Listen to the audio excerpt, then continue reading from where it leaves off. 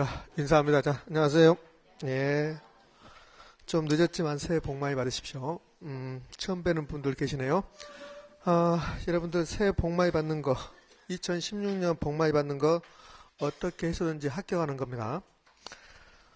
합격하시기를 바랍니다. 여러분 합격하는데 저는 부동산학 개론의 조력자가 되도록 노력하겠습니다.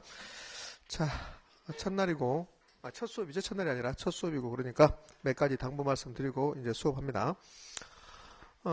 핸드폰은 진동으로 좀 해주시고, 저는 상관없습니다. 핸드폰 울려도 상관없는데, 주위 사람들이 집중했을 때 핸드폰 소리가 울리면 또 신경도 쓰이고 그러니까 핸드폰 진동으로 좀 확인하시고, 그 다음에 이제 질문이 갑자기 이제 수업을 하다 보면 궁금해집니다. 그러니까 질문하고 싶은 생각이 들 겁니다. 그러니까 질문해버리면 수업에 이제 방해가 돼, 진행에. 그러니까 질문은 쉬는 시간을 통해서 질문해 주시면 제가 성실하게 답변하겠습니다. 그 다음에 이제 질문 내용 중에서 좋은 내용이면 이제 또 수업 시간에 반영도 하고 이렇게 할 테니까요. 질문 있으면 쉬는 시간을 좀 해주시고, 그 다음에는, 우리 그 부동산학 공부하러 왔죠, 지금? 근데요, 부동산학을 공부해버리면 떨어집니다. 부동산학을 공부해버리면 떨어지고, 부동산학 시험 공부하셔야 됩니다. 시험 공부. 그러니까 부동산학 공부는 부동산 학과를 가야죠. 대학교를.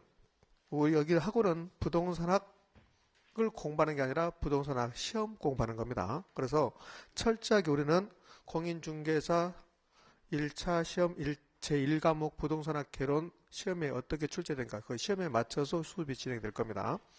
그래서 시험 공부한다는 것을 명심하시고, 그 다음에 우리는 60점 이상이면 합격입니다. 따라서 100점 맞는 수업이 진행되지 않습니다. 여러분들 스스로 부동산학 개론 100점 맞겠다고 공부해버리면 반드시 떨어지게 되어 있습니다. 왜 그러냐면 부동산학 개론 100점 맞겠다고 공부했다. 그런데 부동산학 개론은 100점 맞을 수도 있고 뭐 90점 맞을 수 있겠죠. 1년 내내 부동산학 개론 공부하면 그럼 민법 다른 과목 못 하잖아요. 그러면 떨어집니다. 그래서 부동산학 개론 60점 맞는 공부를 하는 겁니다. 60점 맞는 공부는 제가 제시하는 것만 하는 겁니다.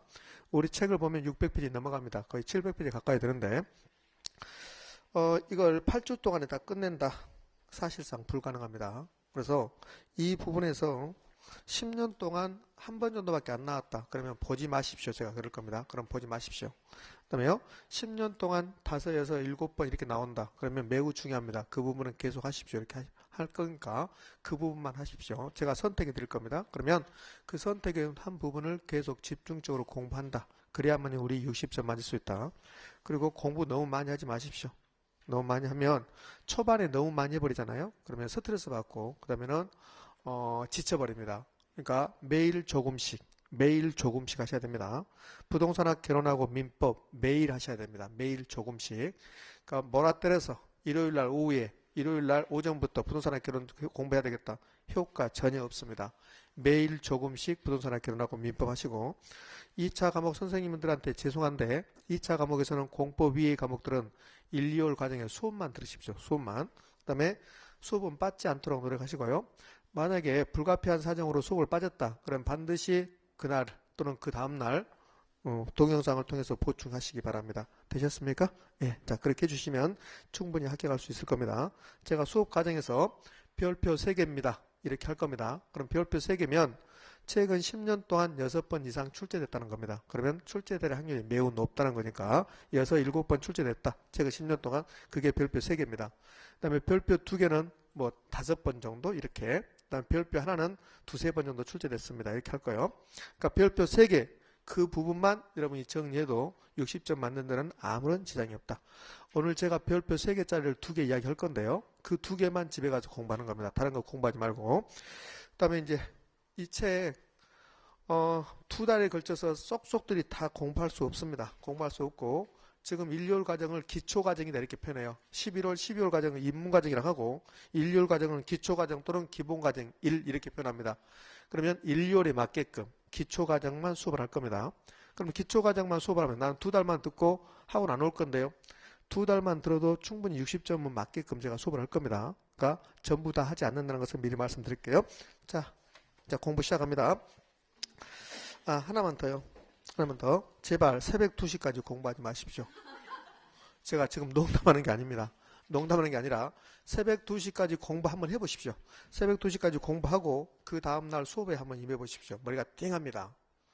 그러니까 지금은 수업을 듣는 게 중요해요. 듣는 게 중요하고, 그 다음에 이런 분 있어요. 질문을. 지금 수업을 들어야 됩니까? 동영상을 들어야 됩니까? 책을 봐야 됩니까? 동영상 들으십시오. 그게 더 훨씬 더 효과적일 겁니다. 지금은 듣는 게 중요합니다. 그러면 새벽 2시까지 공부하고 그 다음날 수업을 들어봐요. 그러면 정신이 몽롱하거든요. 그러면 효과 없습니다.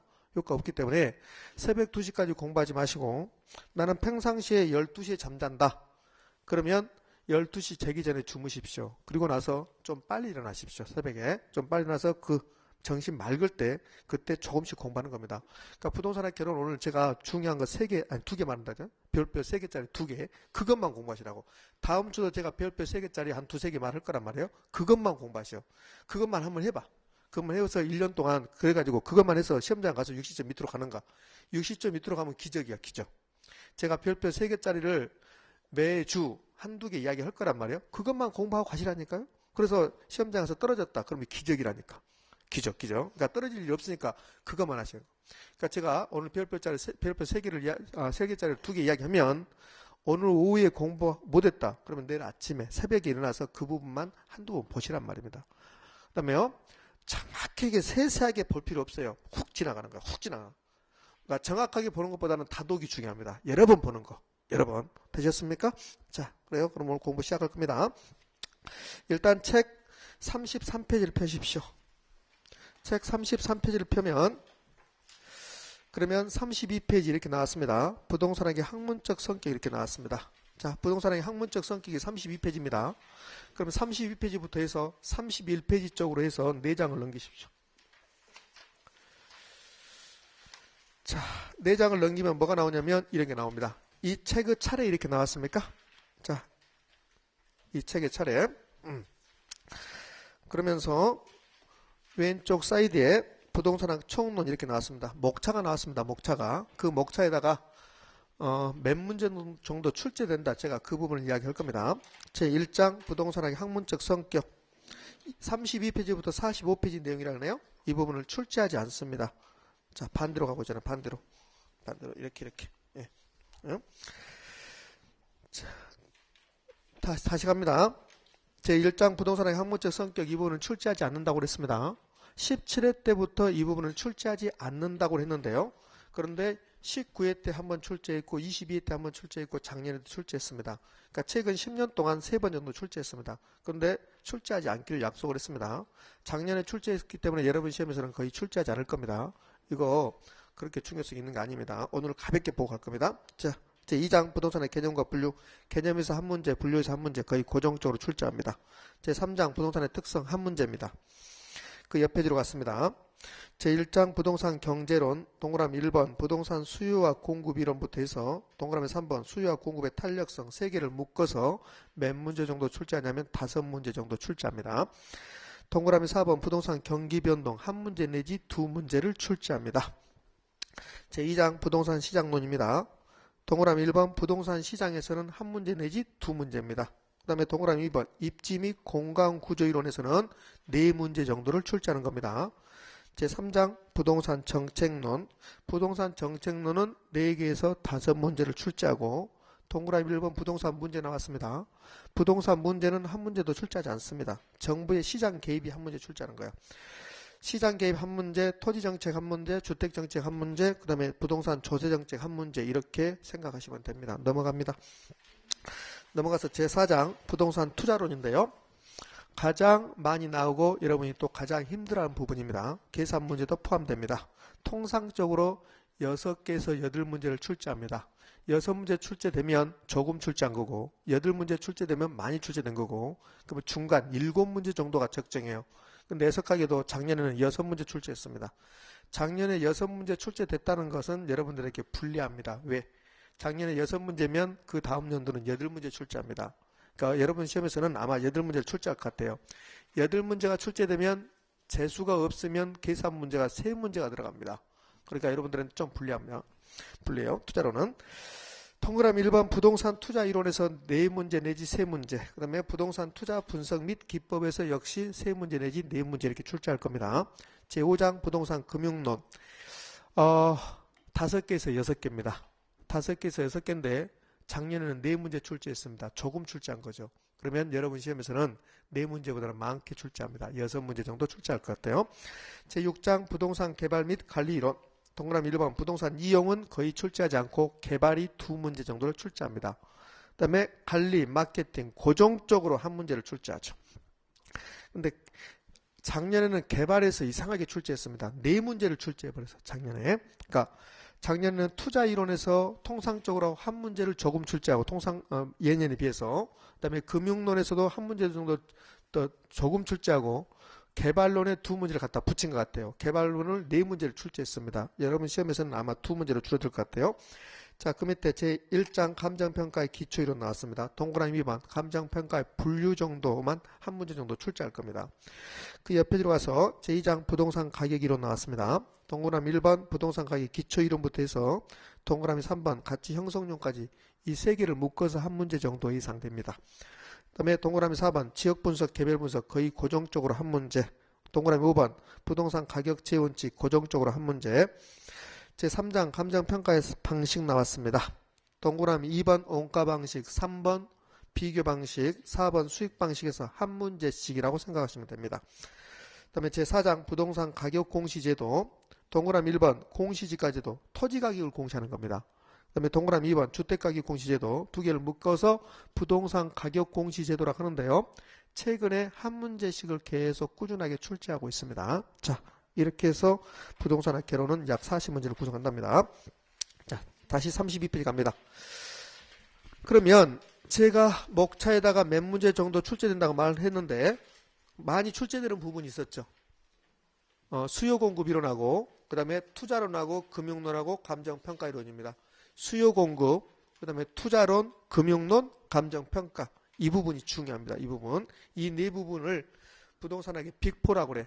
이 네 부분에서 32문제가 출제된 적도 있어요. 4개 부분에서 32문제. 32문제면 80%죠. 80%. 경제론, 투자론, 금융론, 감정평가이론. 정책론도 많이 출제되는 부분이에요. 근데 정책론은 수요공급 이론의 2입니다. 2. 그러니까 수요공급은 약 10문제 정도가 출제된다고 보시면 돼요. 자, 그렇게 하고 이제 32페이지 가면 부동산학의 학문적 성격입니다. 이 부분 출제한답니까? 안 한답니까? 안 한다고 그랬잖아요. 그런데 도대체 부동산학이 무엇인가를 가볍게 보고 가자고. 부동산학이 무엇인가? 자, 그래서 가볍게 들으시는 겁니다. 자, 여기 우리 이제 처음부터 부동산을 바로 들어가면 안 되니까 부동산학이 무엇인가 이거 정도 알아야죠. 이게 부동산학의 개념이죠. 우리 책을 보면 교수 3분이 나와요. 32페이지에 김영진 교수란 분은 나오고 그 다음에 조주영 교수란 분은 나오고 안정근 교수란 분은 나옵니다. 거기에 있는 그분들의 견해, 그러니까 거기 있는 것은 그분들이 나는 부동산학을 이렇게 생각한다. 그분들의 견해예요. 견해인데 우리 시험에 다 출제했습니다. 2-3번씩 출제했던 지문도 있어요. 애우지 말 것. 왜? 나온다 하더라도 틀린 지문 절대 만들지 않습니다. 그러니까 읽고 싶으면 읽고 읽기 싫으면 읽지 않아도 상관없습니다. 가운데에 박스가 있죠. 박스가 32페이지입니다. 그 박스가 김영진 교수란 분이 부동산학을 정의한 겁니다. 이게 이제 우리 시험에서 가장 많이 나왔죠. 왜 그러냐면 김영진 교수는 돌아가신 분인데요. 우리나라의 부동산학의 아버지라고 그래요. 우리나라의 부동산학 박사 1호 분입니다. 그러니까 애국으로부터 우리나라의 부동산학을 도입한 분이냐. 그러니까 그분을 애우하는 차원에서 이분의 견해를 시험에 몇 번 냈던 겁니다. 그 다음에 대부분의 강사들이 부동산학을 설명할 때 부동산학의 개념을 정의할 때 이분의 견해를 가지고 정의합니다. 저도 한번 해볼게요. 자, 그럼 부동산학이 뭐냐면 물론 이거는 김영진 교수라는 분의 견해입니다. 그런데 이걸 일반적으로 통상적으로 부동산학의 정의로 받아들여요. 여기 우리 인간이 있습니다. 여러분이나 저나 인간이죠. 우리 인간은 부동산을 떠나서 살 수 없습니다. 인간이 부동산을 떠나서 살 수 없고 인간은 부동산을 대상으로 여러 가지 행위를 합니다. 여러분은 공인중개사 시험에 합격해서 뭐 할 겁니까? 중개하겠죠. 중개. 그 다음에 감정평가사라는 사람들은 감정평가를 할 겁니다. 그 다음에요. 개발업자는 부동산 개발하겠죠. 이렇게 인간은 부동산을 떠나서 살 수 없어요. 인간이 부동산을 대상으로 하는 행위를 뭐라고 표현하냐면 학자들이 부동산 활동이라고 그래요. 내가 부동산을 샀습니다. 부동산 취득 활동이라고 그래. 팔았습니다. 처분 활동이라고 그래. 그러면 샀다가 팔았다. 사서 팔았다. 그걸 뭐라고 할까요? 묶어서 취득과 처분 묶어서 거래활동이라고 하죠. 거래활동. 그러니까 인간이 부동산을 대상으로 어떤 것을 하든 간에 부동산 활동이라고 그래요. 그런데 이제 이름을 붙여줘야 되죠. 이름을. 그러니까 중개사가 하면 중개활동, 평가사가 하면 평가활동, 개발업자가 하면 개발활동. 그다음에 건물 지었다, 토지에다 건물 지었다, 건축활동 이렇게 불러요. 그러면 인간이 부동산을 떠나서 살 수 있습니까? 없습니까? 없죠. 그러니까 인간이 부동산을 대상으로 행위를 하면서 살아간다. 그것을 학자들이 부동산 활동이라고 한다. 그런데요, 이 부동산이 일반 재하고 다른 특성이 있어요. 그것을 부동산의 특성이라고 그래요. 자, 인간이 부동산을 대상으로 부동산 활동을 한다. 그런데 인구는 증가하죠. 인구는 증가하고 소득 수준은 높아지고 산업이 고도화되면서 도시로 인구가 집중됩니다. 그 다음에 토지 수요도 증가합니다. 토지 수요가 증가하고 건물도 많이 짓고 싶고 그래요. 그런데요, 이 부동산이라는 놈이 무슨 특성이 있냐면 부증성, 증가시킬 수 없다는 특성이 있대요. 그럼 부증성은 결국은 토지는 늘 부족하다 이런 말이거든. 그러면 인간이 부동산을 대상으로 토지를 대상으로 어떤 행위를 하면서 살아가는데 토지를 많이 개발하고 싶고 토지를 많이 소유하고 싶은데 증가시킬 수 없으니까 부족해요. 그러면 이렇게 되네. 토지가 이렇게 주어질 수밖에 없다네요. 왜? 증가시킬 수 없으니까. 이렇게 주어졌어. 그러면 이렇게 주어진 토지를, 이렇게 주어진 부동산을 인간이 이용하는데 어떻게 하면 가장 효율적으로 이용할 것인가? 인간에게 최고 가치를 창출하는 이용을 할 것인가? 인간에게 가장 이롭게 이용할 것인가를 모색해 봐야 돼요. 자, 그런데 모색하는데 그냥 부동산 활동 잘해라 이렇게 하면 안 되잖아요. 그러니까 부동산 활동을 잘하기 위해서 이 부동산 활동을 잘한다는 소리를 뭐라고 하냐면 능률화 시킨다고 그래요. 그러니까 부동산 활동을 능률화 시키기 위해서 막연히 잘해라 해버리면 안 되죠. 그럼 어떻게 할 거야? 잘할 수 있는 원리가 필요하더래요. 자, 이론적으로 원리가 필요하대요. 이렇게 볼래요? 여러분이 중개 활동을 합니다. 그러면 중개 활동을 능률화하기 위해서는 막연히 그냥 하면 안 되고 능률화할 수 있는 이론과 원리가 필요하대요. 그러면 이걸 만들어내야 되겠죠. 그렇잖아요? 그럼 이거 만들어낼 겁니다. 만들어냈으면 이걸 써먹어야 돼. 그것을 응용기술이라고 그래요. 그 응용기술을 얘는 실무 부분입니다. 그러니까 원리는 이론이고 원리를 만들어냈으면 그것을 써먹어야 돼요. 이것을 응용기술 실무 부분이라고 해요. 이걸 만들어내야죠. 개척한다고 해요. 만들어낸다고 하죠. 개척하는 과학입니다. 학문이란 소리예요. 자, 그런데 이 부동산학은 어떻게 만들어졌냐면요. 부동산 활동의 능률화의 원리와 응용기술을 만들기 위해서 주변에 있는 여러 학문들을 그래서 일정 부분을 따옵니다. 그러니까 일정 부분을 이렇게 빼온다는 소리입니다. 그러니까 봐요. 부동산학을 에워싸고 있는 학문들은 경제학도 있고 경영학도 있고 건축공학도 있고 법학도 있고 막 그래요. 그런데 그러한 학문들 중에서 경제학 전부를 따올 필요 없잖아요. 부동산 활동에 능률화 시킬 수 있는 이론과 실무를 만들어내는데 필요한 경제 이론만 따오는 겁니다. 그럼 경제 이론 좀 따오고 경영학 이론 좀 따오고 법학 이론 좀 따오고 이렇게 해서 짬뽕을 시켜요. 그래서 만들어진 게 부동산학입니다. 그러면 부동산학은 이론과 실무를 개척하는 과학인데 여러 학문이 짬뽕 됐어요. 그것을 종합응용과학이라고 그래요. 종합응용과학이다. 이렇게 김영진 교수가 부동산학을 개념 정의했습니다. 그러면 부동산학은 부동산 자체, 토지 자체, 건물 자체를 연구하는 겁니까? 아니면 인간과 부동산의 관계를 연구하는 것이다? 인간과 부동산의 관계를 연구하는 것이다. 초창기 시험에 어떻게 나왔냐면 이렇게 나왔어요. 부동산학은 토지 자체, 건물 자체를 연구하는 학문으로서 이렇게 나왔습니다. O입니까? X입니까? X입니다. 그러니까 우리는 부동산학을 배우는데 부동산 자체를 연구하는 게 아니에요.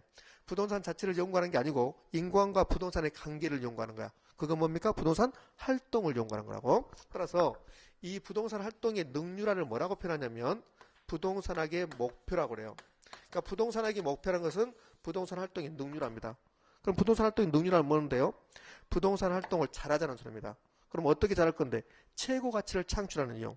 이 토지를 어떻게 이용하면 우리에게 인간에게 가장 이로운 이용일 것인가? 그걸 추구하는 게 부동산학입니다. 여기 종합응용과학은 부동산학의 성격이라고 해요. 성격. 작년에 이 부분에서 출제했습니다. 이 부동산학의 성격을 작년에서 지문 2개를 출제해요.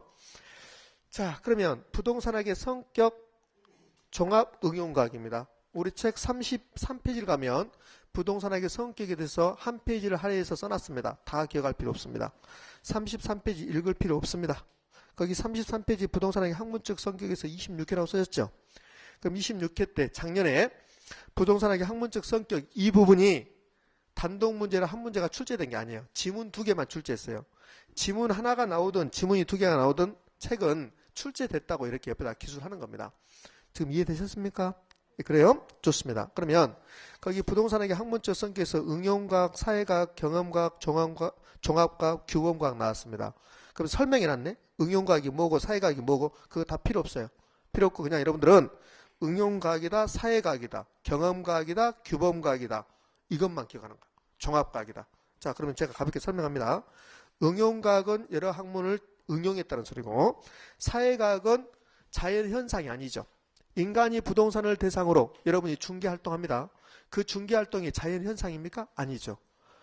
자, 겨울이 끝나면 봄이 오죠. 봄이 끝나면 여름이 오고 여름이 되면 날씨가 따뜻해지고 이게 자연현상이죠.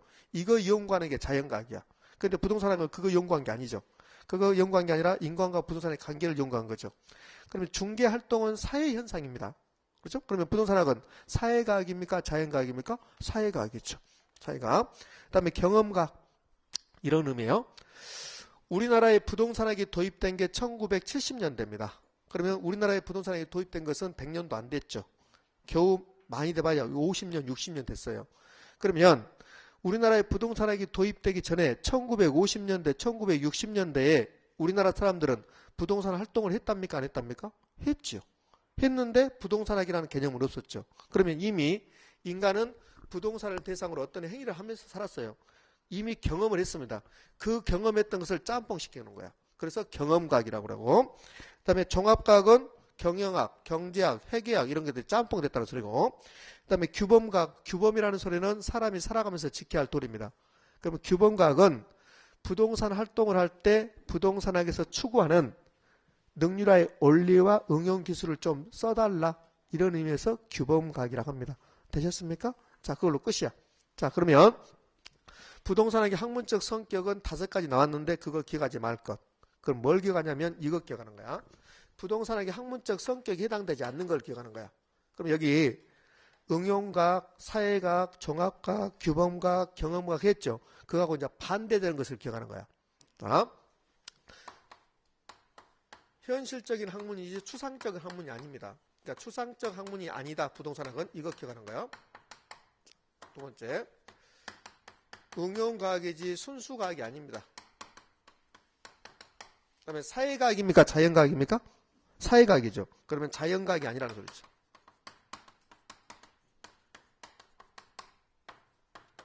현실적인 학문이지 가상적인 학문이 아닙니다. 이 4가지를 기억하는 겁니다. 예? 부동산학의 학문적 성격에 해당되지 않는 거 이거 기억하는 거야.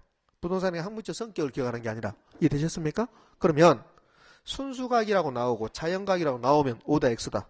X. 이렇게 하는 게 시험 공부하는 겁니다. 자, 이렇게 할 겁니다. 앞머리 따서 이렇게 할 겁니다. 추순자가 아니다. 뭐는 추순자가 아니다? 부동산학은 추순자가 아니다.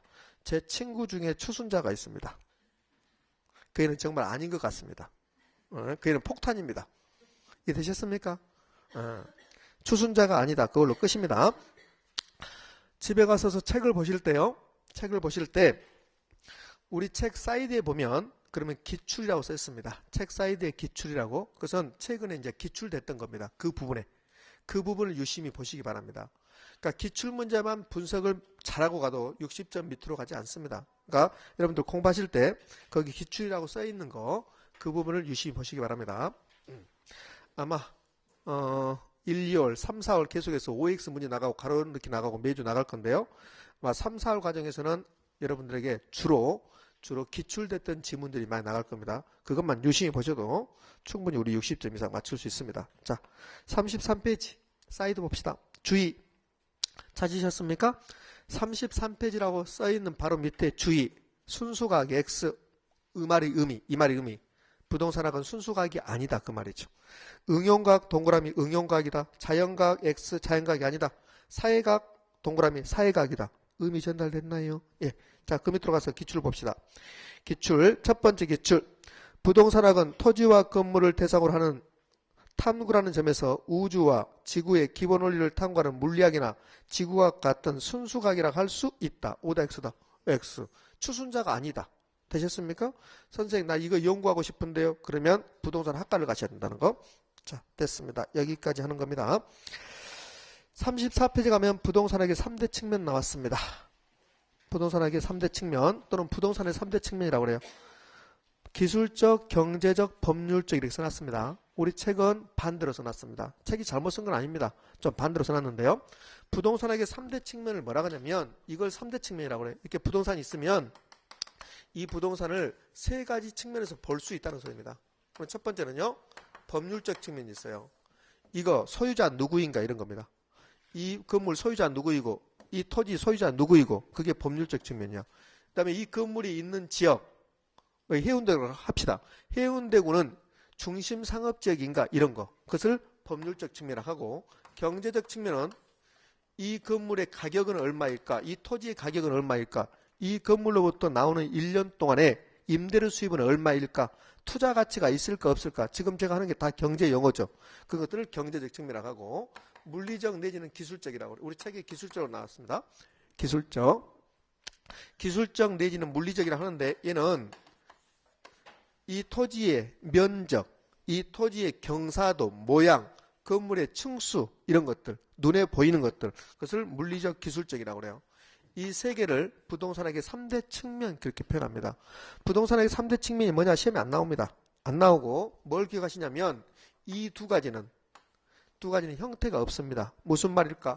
이 건물을 아무리 보고 있어도 이 건물의 가격 안 보입니다. 이 건물의 소유자 안 보입니다. 그래서 법률적하고 경제적은 눈에 보이지 않는다고 그래요. 이것을 뭐라고 하냐면 무형이라고 해요. 무형적 측면 이렇게 표현하고 이 토지 보면 면적이 크다 작다 보일 수 있죠. 그러면 이게 물리적 기술적 측면은 눈에 보이는 거죠. 그래서 이걸 유형적 측면이다 이렇게 표현해요. 자, 이걸로 끝. 이것만 3대 측면이 뭐냐 이런 거 안 나오니까요. 그 밑에 34페이지 가면 그러면 복합 개념 나왔습니다. 34페이지 하단부에 복합 개념 나왔죠. 복합 개념. 자, 복합 개념의 의미는 두 개 이상을 복합이라고 그래요. 두 개 이상을 복합이란다. 거기까지만. 35페이지 뭐라고 나왔습니다. 보지 않아도 상관없습니다. 자, 여기까지 해서 기본적인 사항은 끝냈습니다. 쭉 넘어가요. 쭉 넘어가서 어디로까지 가버리냐면 48페이지 갑니다. 48페이지 가면 부동산의 개념과 분류, 개념에서 한 문제, 분류에서 한 문제라고 그랬습니다.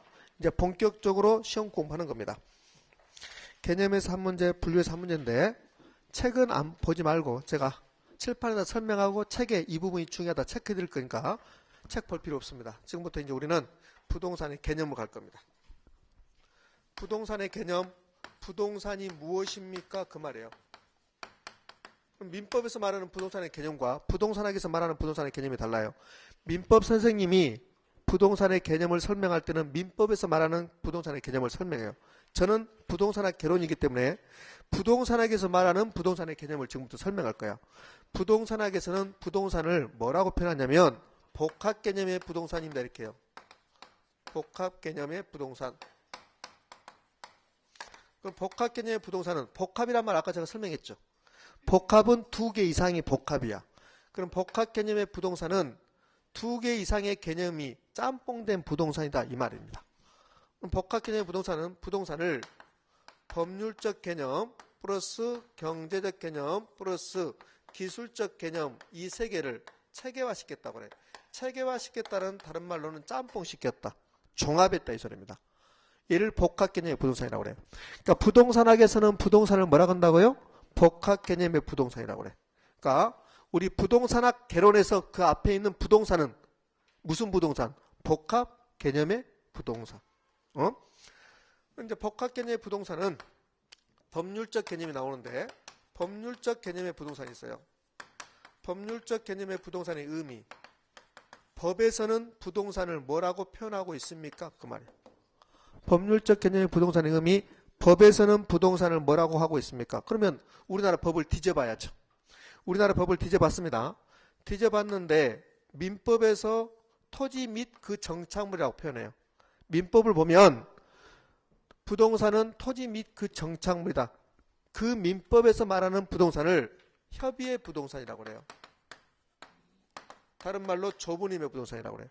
그러니까 협의의 부동산하고 좁은 의미의 부동산하고 이 협의의 부동산은 무슨 법에서 말한다고요? 민법. 그래서 민법상 부동산이라고 그래요.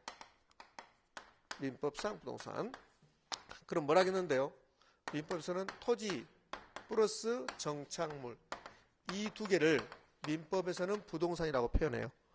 그러면 네 가지가 똑같은 말이 돼요. 뭐하고 똑같으냐면 협의의 부동산하고 민법상 부동산하고 좁은 의미의 부동산하고 토지하고 정착물이 다 똑같은 말이에요. 네 가지가. 협의의 부동산, 좁은 의미의 부동산, 민법상 부동산, 토지 및 정착물. 되셨습니까? 그치? 그러니까 토지 및 정착물이 민법에서 말하는 부동산이고 이 민법에서 말하는 부동산을 학자들이 협의의 부동산이라고 표현해요.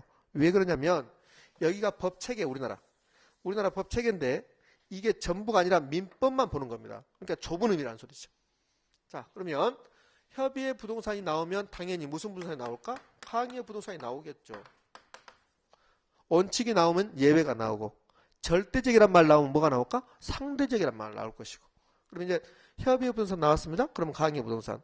강의의 부동산이라고 표현해서 안 나와. 시험 문제는. 넓은 의미의 부동산이라고 나왔어요. 그러니까 협의의 부동산이라고 안 나오고 좁은 의미의 부동산. 강의의 부동산은 넓은 의미의 부동산. 강의의 부동산은 협의의 부동산을 당연히 포함시키겠죠. 그래서 협의의 부동산. 예? 여기다가 준부동산이라는 것을 포함시켜요. 준부동산은 따로 좀 이따 설명할 겁니다. 이게 법률적 개념의 부동산이야. 그럼 법률적 개념의 부동산은 토지하고 정착물하고 준부동산이라는 소리야. 왜? 토지하고 정착물이 협의의 부동산이고 거기에 준부동산을 더할 거니까. 되셨습니까? 자, 두 번째는 경제적 개념입니다. 경제적 개념의 부동산. 의미. 이런 말입니다. 부동산을 경제적 관점에서 보면 어떻게 표현할 수 있습니까? 그래요. 자, 부동산을 자산이라고 그래요. 경제학에서는 자본이라고도 표현해요. 경제학에서는 생산 요소라고도 표현해요. 이를 생산재라고 표현합니다. 또 다른 말로 소비재라고도 표현해요. 또 다른 말로 상품이라고 표현해요. 상품 다른 말로 재화입니다. 그러니까 부동산을 경제적 관점에서 보면 이렇게 5개를 표현할 수 있다는 소리입니다. 그럼 이 5개 나오면 무슨 개념? 경제적 개념이요. 이것만 설명해 볼까요? 생산 요소. 3대 생산 요소. 토지, 노동, 자본. 토지, 노동, 자본. 토지는 생산 요소. 소비재. 지리산 국립공원 가서 내가 놀고 왔다. 그러면 지리산 국립공원이란 토지는 공원으로 이용 중이죠. 어떤 토지가 공원으로 이용 중이다. 휴양지로 이용 중이다. 그 토지를 소비재라고 해요. 소비재. 되셨죠?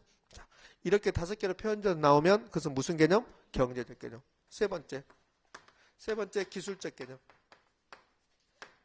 부동산. 얘는 토지를 자연물로 보고 그 다음에 토지는 공간 덩어리로 보고 모든 토지는 특정한 위치를 가지고 있어요. 위치를 보고 우리 인간이 생활하는데 주위를 에워싸고 있는 환경으로 본다. 이 네 가지로 보면 그것을 기술적 개념 또는 물리적 개념이라고 그래요. 되셨습니까? 자, 이 세 개를 묶었답니다. 이 세 개를 묶었대요. 그것을 뭐라고 그래요? 복합 개념의 부동산. 그럼 별표 하나.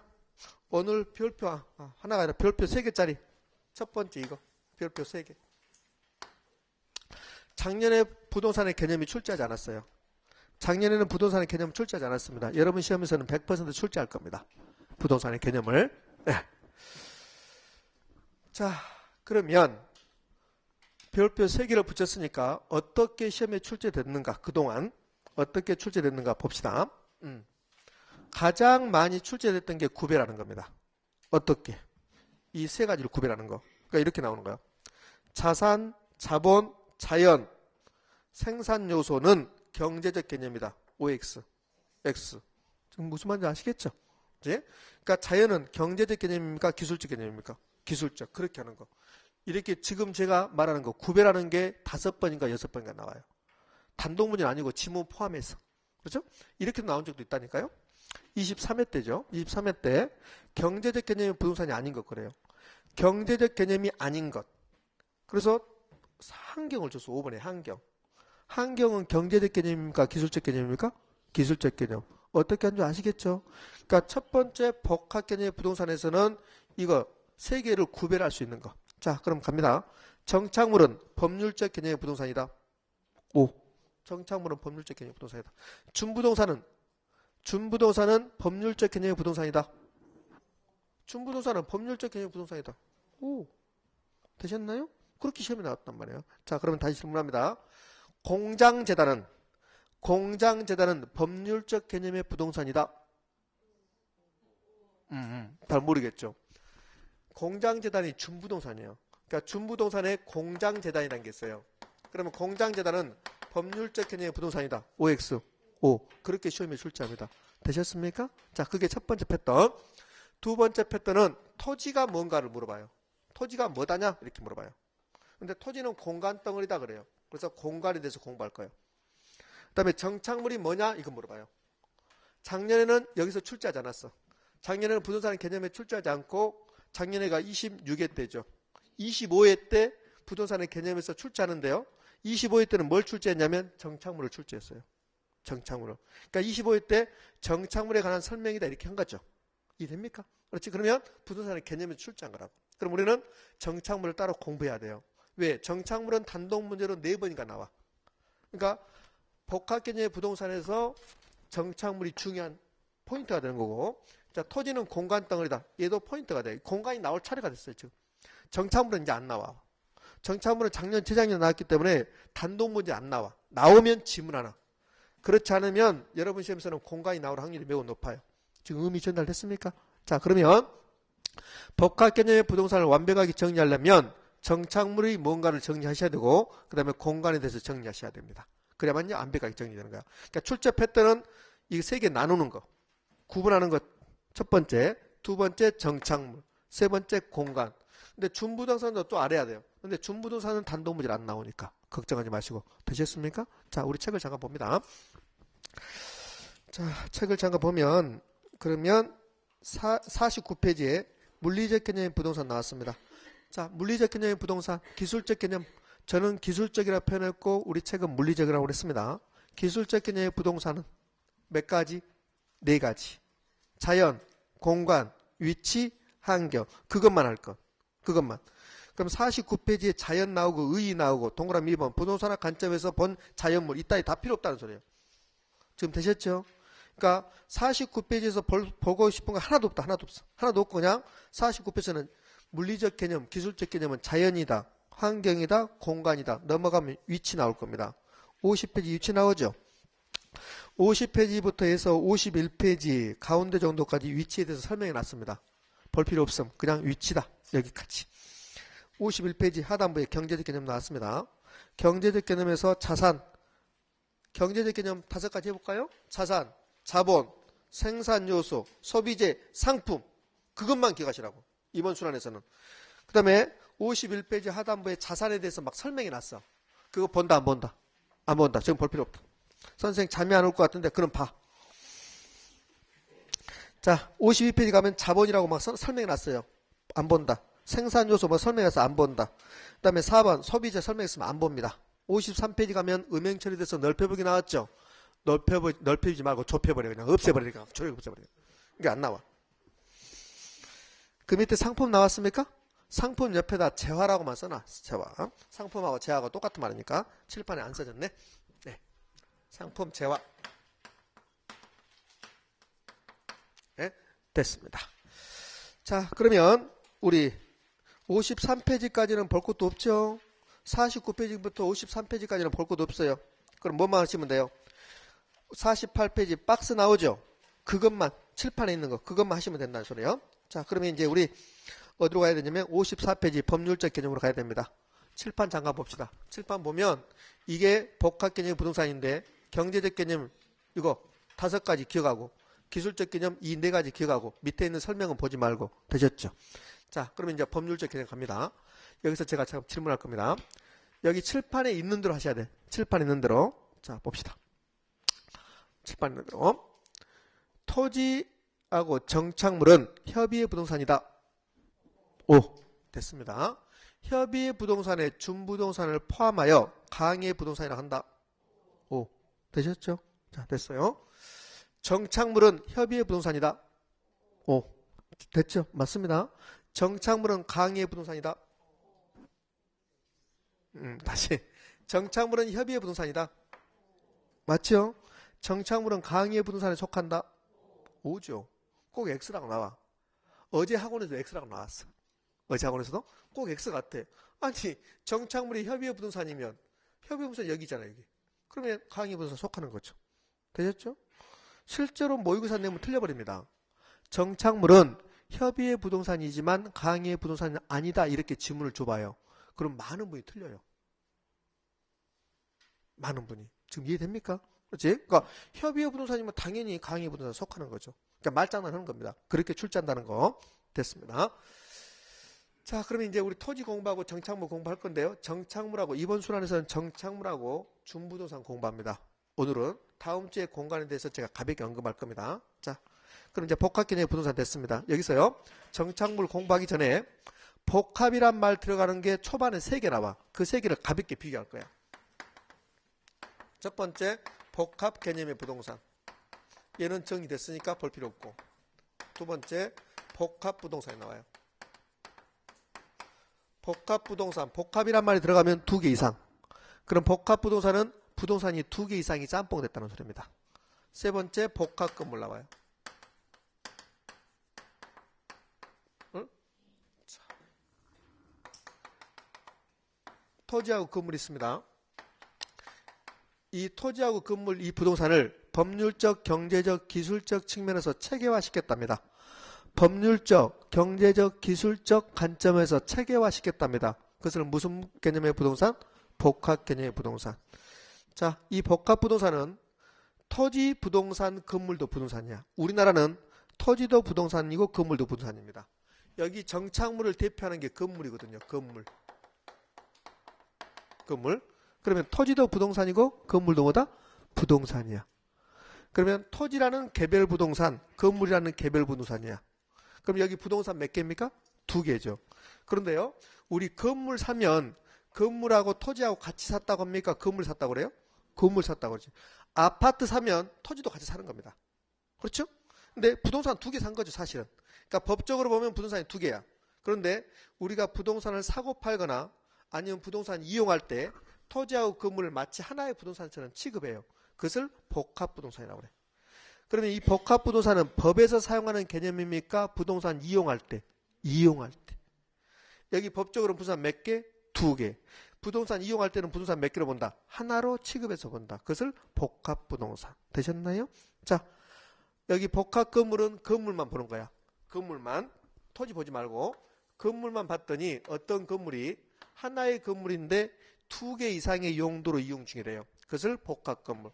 하나의 건물인데 2개 이상으로의 용도로 이용 중이다. 그것을 복합건물이라고 그래. 여기까지는 상가, 나머지는 주택, 소위 말해서 주상 복합건물. 그것을 복합건물이라고 그래요. 그러니까 복합건물 개념 나올 일이 없고, 그 다음에 복합부동산도 개념이 나올 일이 없어요. 근데 이걸 이용해서 이걸 속이는 거야. 지금 이해되셨나요? 이런 걸 이용해서 속이는 거라고. 그러니까 속일 때 써먹는 거야. 근데요, 지금은 이건 안 중요해요. 나중에 1순환하고 2순환 정도 가서 제가 이 부분에서 써드린 게 있어요. 자, 이거 중요합니다. 할 게 있어요. 미리 써요. 복합부동산은 일괄평가라고 써놔야 되는데, 자, 책 쓰지 말고 제가 책 알려드릴게요. 어디다 쓸 것인가. 그 다음에 복합건물은 구분평가라고 쓸 거예요. 이렇게. 자, 나중에 이제 이게 중요성이 있는데, 자, 우리 책을 제가 미리 와서 미안합니다. 예, 어디로 가냐면, 너무 멀리 왔다. 쭉 넘어와 버렸네. 제가 잘못 넘겨서. 50, 예. 48페이지. 48페이지 다시 갑니다. 48페이지 가면 박스, 별표 3개 붙인 거 박스 바로 밑에 양가로 2번 복합부동산 나왔습니까? 거기 복합부동산에다 뭐라고 쓴다고요? 옆에다가?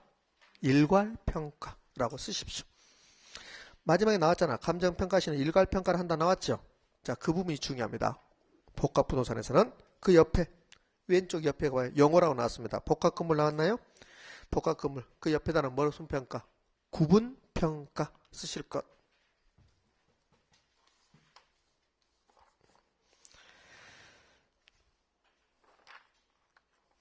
자, 이렇게 하고 다시 몇 페이지로? 54페이지로 올 겁니다.